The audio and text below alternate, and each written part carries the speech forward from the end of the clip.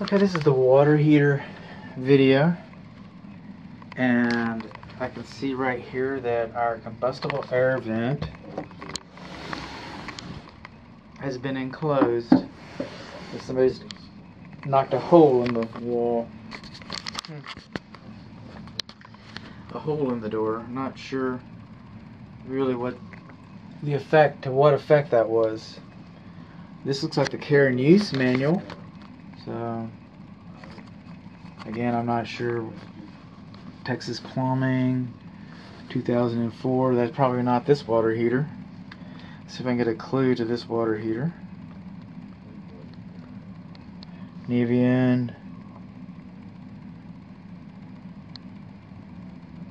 I think it might be 2017. I'll look it up. It's not very old. But let's get to the meat of it. This water heater closet is not properly ventilated. That's a screen. Okay? Not properly ventilated. This is probably the air intake vent, and this is the exhaust. What does it say? I can't see this. I have the camera up here.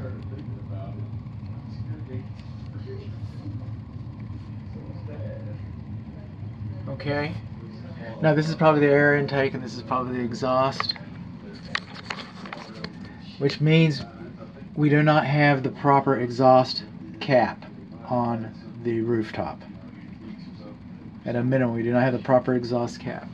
We've got a screen on our return air. We do not have any air supply. We got some unidentified organic substance on the wall in here. We do not have a care and use manual. Okay, we do not have a green tag. Okay, it's a pretty recent installation. When you replace a water heater, you're supposed to have a building permit. And some builders, that's why I have the old exhaust pipe here. Okay, so some builders, they're under the impression that if you don't replace the exhaust vent, you don't have to pull a permit, and that's couldn't be farther from the truth. In fact, this old vent doesn't meet this new water heater's requirements. We see whether the water heater is set at 130, the maximum water temperature should be 120. Should be 120. This is not GFCI protected. Anytime you have electric receptacle outlet near your water heater, it's supposed to be GFCI protected. Now, water heaters, okay, tankless water heaters, a lot of them, they're not required to have a safety pan. Not required to have a safety pan. However, your pressure relief valve in the city of Dallas and in code, it's supposed to have an air gap in the same room as the water heater. And the only way you'd put an air gap in this would be put a safety pan, and then you'd have a nice little deep. It's kind of like a utility sink. Safety pans, what fits under the tankless water heaters, regardless what the manufacturer says. But to keep the drainage right, you'd have an air gap in that.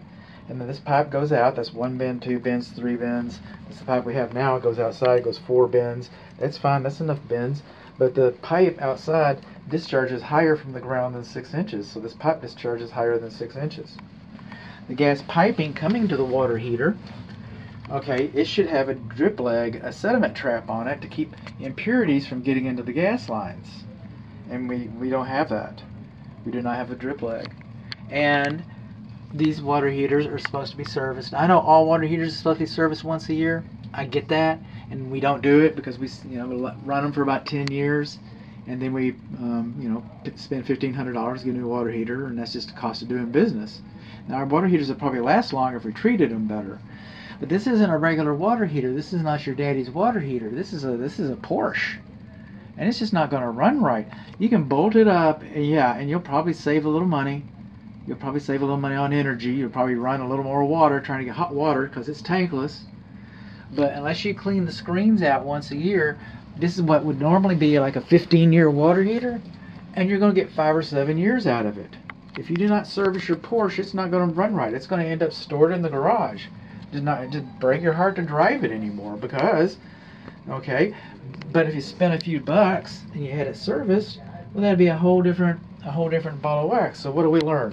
We learned that we do not have combustible air. We learned that our makeup air has a screen on it. We learned that we have the wrong kind of cap on our exhaust. We learned that we do not have GFCI protection. We learned that we do not have a sediment trap on our gas piping. We learned that we do not have an air vacuum breaker on our temperature pressure relief drain. We learned that we do not have a care and use manual. We learned that we do not have escutcheon plates on our water supply lines there. We also learned we don't have, those are the things that we learned. I got distracted, but that's okay. Let's look behind here. I'm still looking for a vent. Still looking for a vent. Can't find it. Okay.